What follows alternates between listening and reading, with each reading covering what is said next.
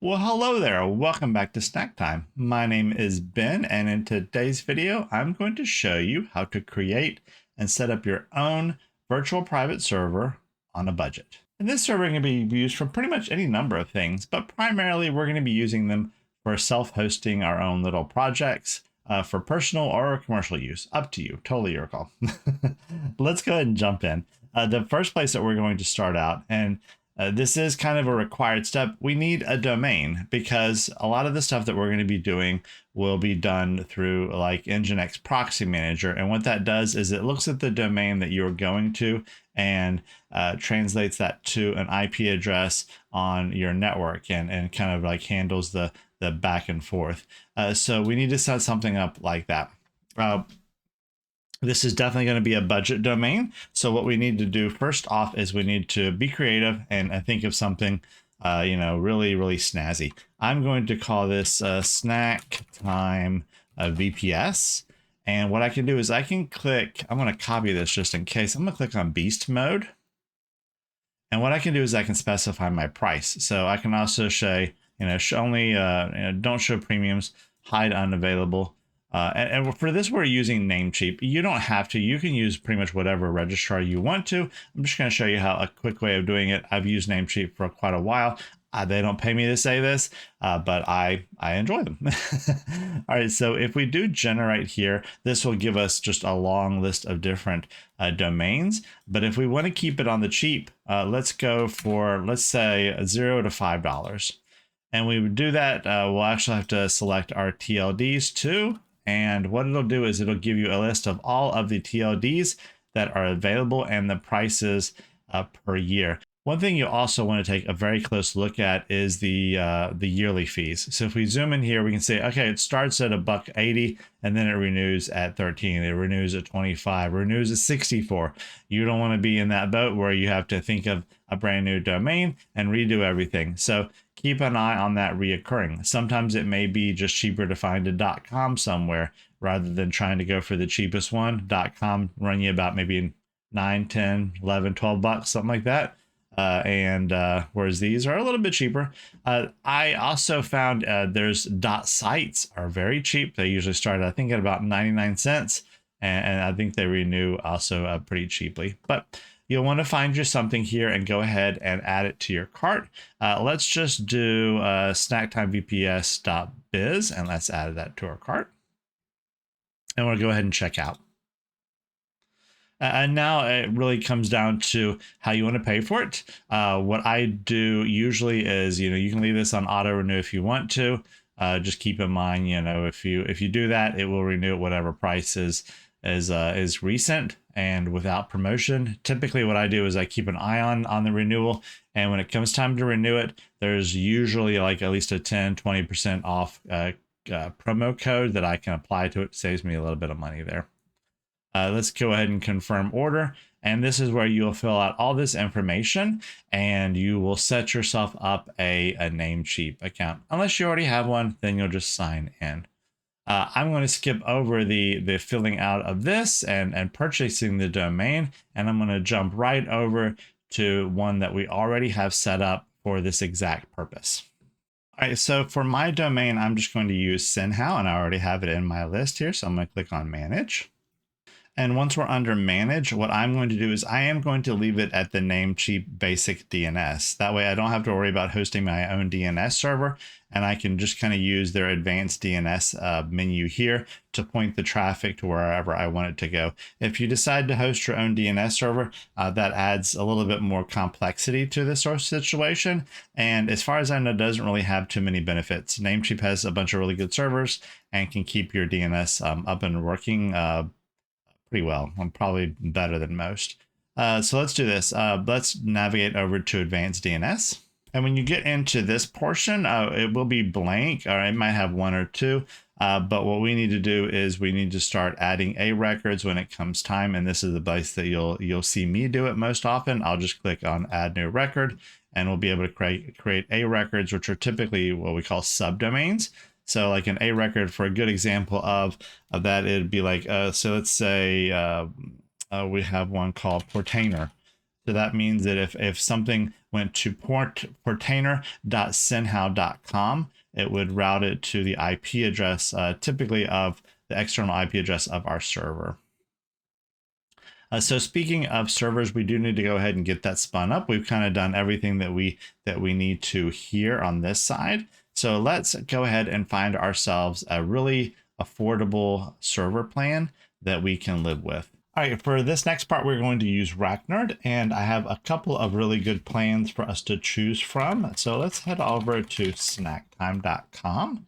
And let's scroll all the way to the bottom, and let's click on at the very bottom. You see this where it says VPS hosting. We're going to click there.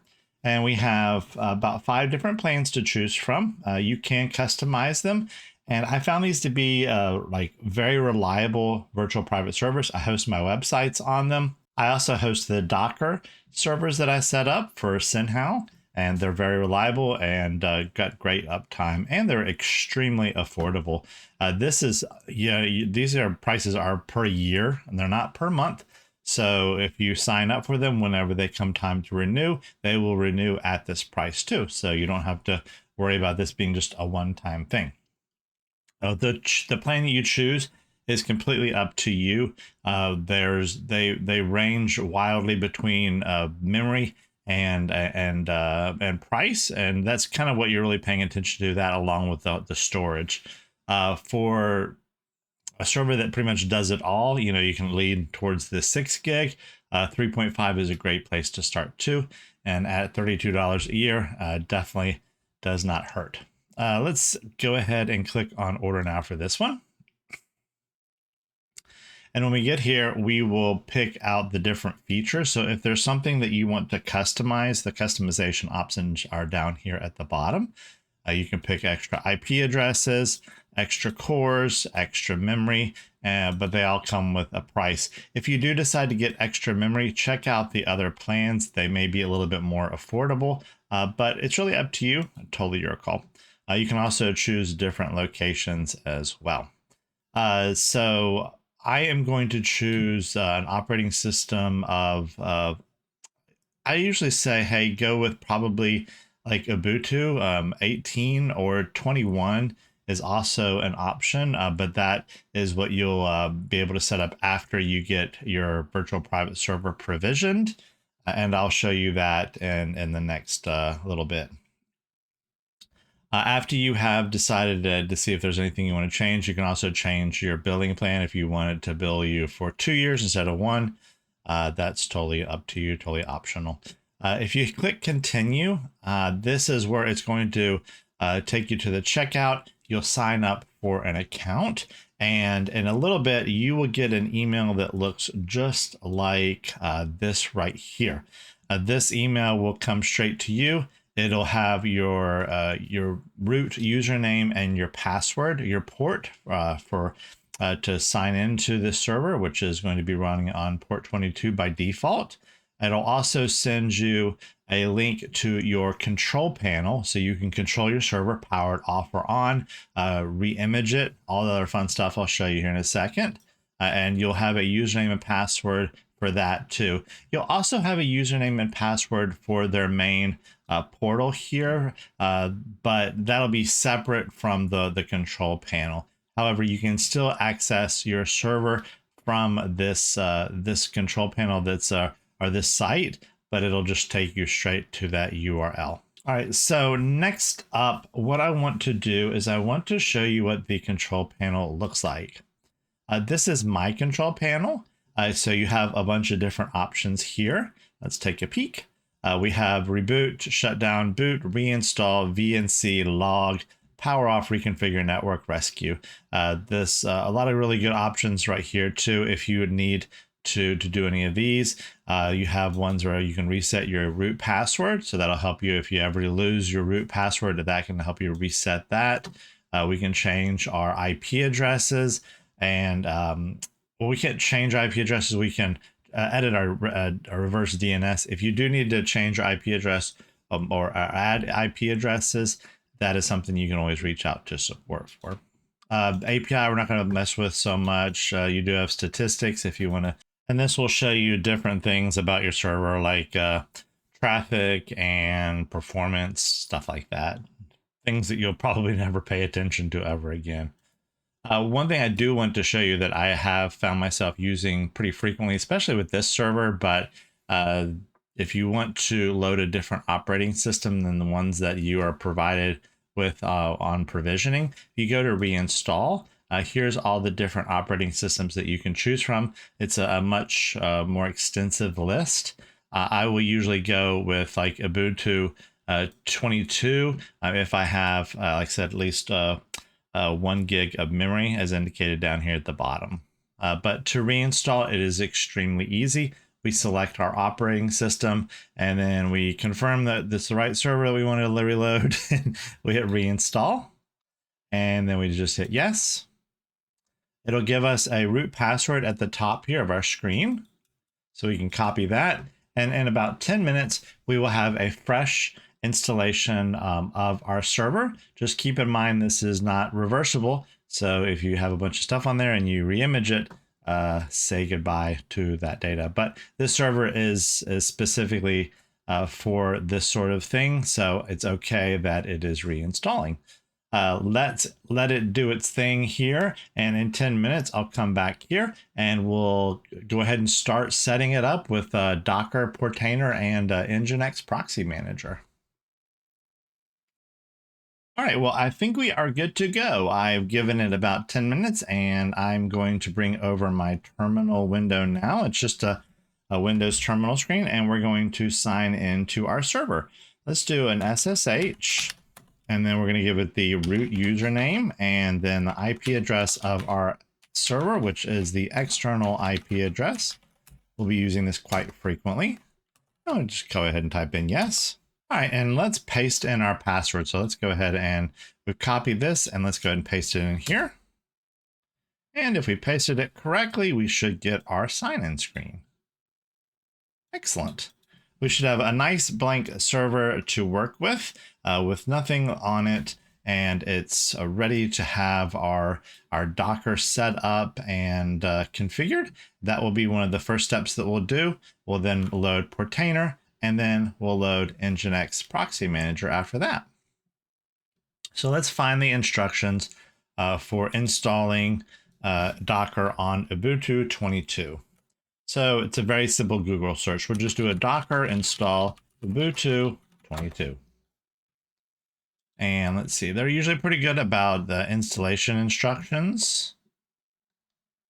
And let's see here, we can install with the apt repository, which is totally cool with me. Let's just go ahead and do that. All right, you can definitely copy and paste most of these commands. I'm going to do them a little bit kind of one by one, at least initially, so that we make sure that we have all of our stuff set up. Like I'm going to do an apt-get update. Actually, we should be okay just to run these. This probably has a bunch of updates that need to occur because it's not like pulling the latest version of Ubuntu.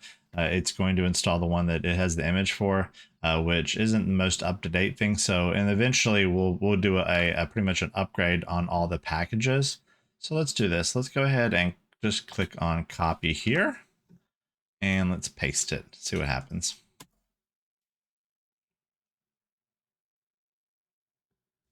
All right, so we'll hit yes.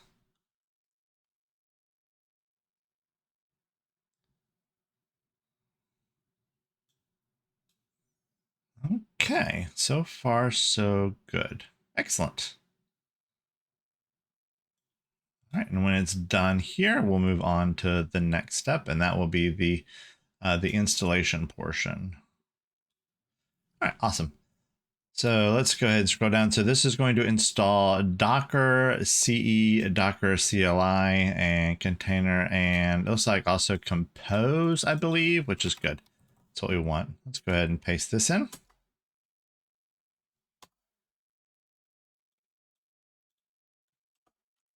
And it should be pretty quick.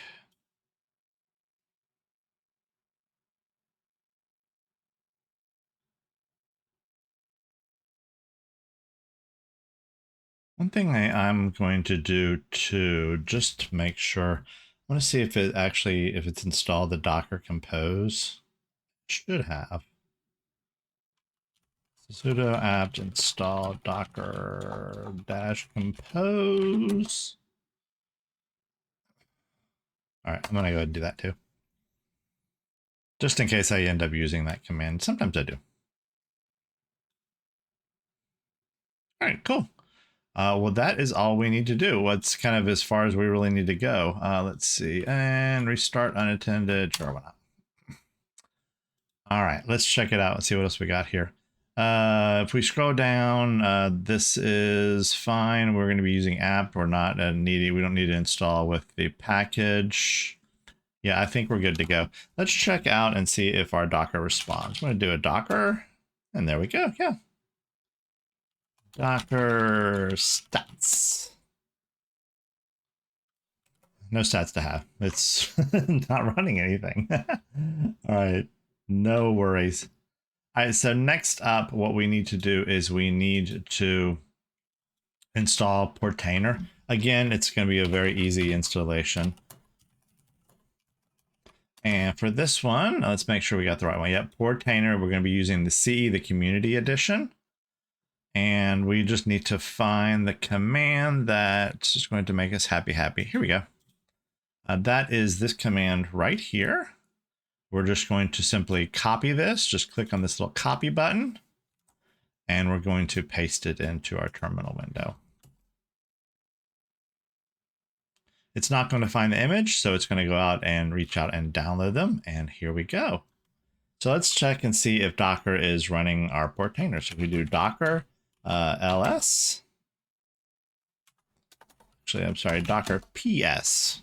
All right, so this says that it is running and it's listing on port 8000 and 9443. So with that being said, let's take our server and our server IP address, and let's head over to 9443 and see if that is listening and working. All right, so if you type that in, it may fuss at it a little bit, and that might be because we didn't do HTTPS. All right, here we go. All right, there we go. It's going to ask us to establish a username and password. I suggest highly changing admin to something else. I'm just going to call mine Ben, and I'm just going to make things simple. I'm going to see if I can just use this same password. Don't do like me and do password reuse. It's just not safe, but that's fine. All right, so we are in.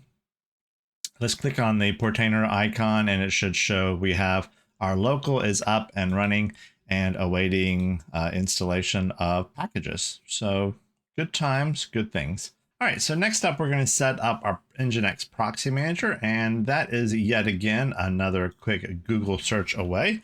Let's just do Nginx Proxy Manager. Let's click on this, and then let's go to setup at the top of the screen. So there are two flavors for Nginx Proxy Manager. We can use the SQLite, or we can actually opt in for a MySQL / MariaDB database. And the way it was explained to me is if you were just using it for a couple of sites, maybe some self-hosted projects, nothing, like massive scale, you're going to be just fine using the SQLite and you don't have to run additional containers. So that's the one that we are going to do. Let's go ahead and copy this guy right here and let's head back to our Portainer. Once we're back here, let's click on stacks. Let's create a new stack and we're going to call it Nginx Proxy Manager. And let's paste in that Docker Compose file. Let's take a look at this and let's break it down. So we are creating ourselves the app service. It's going to be pulling from this image. Our restart policy is unless stopped, which means if your server reboots, then it's going to automatically fire up this container unless you have stopped it before the server rebooted. In that case, it'll stay stopped until you start it.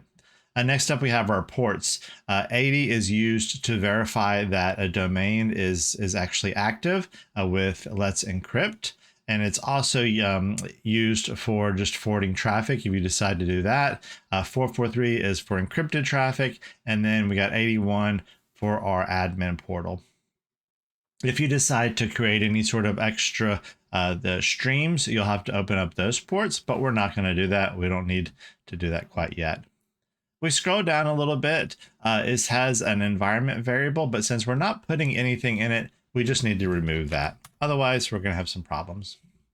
Next, we have our volumes. And the way that I'm going to do this, I'm going to modify these just a little bit. I'm going to set up mappings. So I'm going to remove that / for both of those.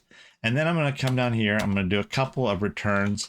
And I'm going to go all the way to the very beginning of this line. And I'm going to type in volumes, colon, and then enter, and then tab, and then data, colon, then enter, and then let's encrypt, colon. And what that does is that tells Docker to go ahead and create those volumes for us. If you did not do that, then you would have problems. It would kick it back and say, hey, there's no volumes already made. Where do you expect me to put this? It's not going to do that for you. Now that we have that adjusted, I think we should be good to go. Let's go ahead and deploy our first stack. Let's click on deploy stack at the very bottom here. If everything went well, it may take a little bit of time, but it should download the image and set that up for you. We can verify that it's working by going back to containers over here on the left, and we see that it is running. We can also click on this little icon right here. You have a couple of them that are going to be very useful. We have logs. So if you wanted to see what a particular container is doing, click on that. We have a couple of ones for inspecting it. Stats. Console is very helpful too if you never need to get inside of a container and perform tasks in there. It's rare, but occasionally it happens. Let's click on logs and I'll show you that. So we see I have logs, and we see that the server has pretty much done what we wanted to do. It's completely, there's no error messages, nothing crazy going on. It looks like we are good to go. But we do need to hit up the admin portal for that. So let's copy our IP address. Let's open up a new tab and paste it in there. And remember, it was 81 for our portal. If you go to that, you may end up getting this error message saying SSL protocol error. If you get that, what you need to do is come in here and look at the top here, remove the S. Yes, it's unencrypted. There are things that you can do to remedy that. You can come in here and actually create a proxy host that will essentially add an SSL cert to the traffic that is coming into here. So you can create maybe a subdomain that says nginx. Like say in my example, synhow.com forwards to the IP address that is on the Docker container. And that's all. It's pretty straightforward, but happy to go through it with you guys anyway. For this, we need to sign in with the default username and password. For that, it's going to be, let's see, admin@example.com, and the password is going to be change me. And once you type that in, it's going to ask you to create or edit the existing admin account. I encourage you to definitely change the name here. I'm going to just do Ben and Ben. And for the email address, I'm just going to do ben@snacktime.com. We're going to hit save. And then it's going to ask us for a password. I'm going to commit another sin and just reuse the same one. I'm going to do change me up here and paste my password again. All right, we're all set up there. So you don't have any proxy hosts configured, no redirection, no streams, no 404s. Whenever we do start going through a project, you'll find yourself under this menu more frequently than not. And this is where you can create your own proxy hosts. Like for example, I indicated we could create one for Nginx Proxy Manager. It's kind of scary to do that sometimes because, you know, if you're removing the direct access and for some reason the Nginx Proxy Manager doesn't fire up, then you can't get to the Nginx Proxy Manager through the Nginx Proxy Manager. Hope that makes sense. That was confusing. But you can do it. You can do Nginx and then maybe like synhow.com. And then you can, what it's asking for here is where should it forward the traffic on your Docker network, or parts beyond, really. You could, in theory, take this and forward any traffic that goes to this domain to an IP address that has nothing to do with your server. It is totally up to you. But if you did want to do one that goes to one of the containers on your server, you do a host name or IP address. And I always say, do the host name if at all possible. In our instance, the host name would be the container name. It would be this Nginx Proxy Manager -app right here. That would be our host name, because it knows how to get to that. But that is another story for another day. And get in here and experiment by all means, and play around with that. But this will at least get you going on the road, right? It'll get you caught up to the point where you could deploy pretty much any self-hosted project that I do. We run through some of the very similar steps. So get out there and do one and see how it goes. It should be pretty straightforward. All right, so there's a couple of other things that we definitely need to talk about that are more along the lines of personal preference. I would definitely encourage you, now that you have your server set up, to look at creating a username that is not root, and also using that username to sign into your server, and use sudo if you need to execute privileged commands. That's commands that require root access. Also, I would definitely encourage you to take a look at adding an SSH security certificate to sign in with, instead of or in addition to a password that will increase your security. Obviously, these are optional steps, but they're definitely encouraged. But if you're just using this to experiment and play around with, there's no sensitive data on here, it is up to you. I will be happy to provide a couple of links down below on articles that will help walk you through those sort of things.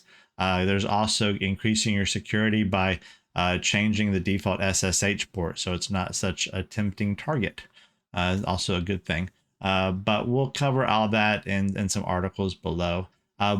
I'm going to go ahead and kind of wrap this up. This should get you to the point where most of us are when we're creating these sort of open source projects and hosting them and seeing if there's something we like. I definitely encourage you to learn more about the Portainer and Nginx Proxy Manager. This is a high level overview and is really just designed to get you started and get you on the path to self-hosting. Well, if you do have any questions, please, by all means, leave them down below. I'll be happy to answer any questions that you have. And yeah, that's what I'm here for. And I really appreciate you spending some time with me today. If you think of anything, let me know. And I look forward to talking to you soon. Take care.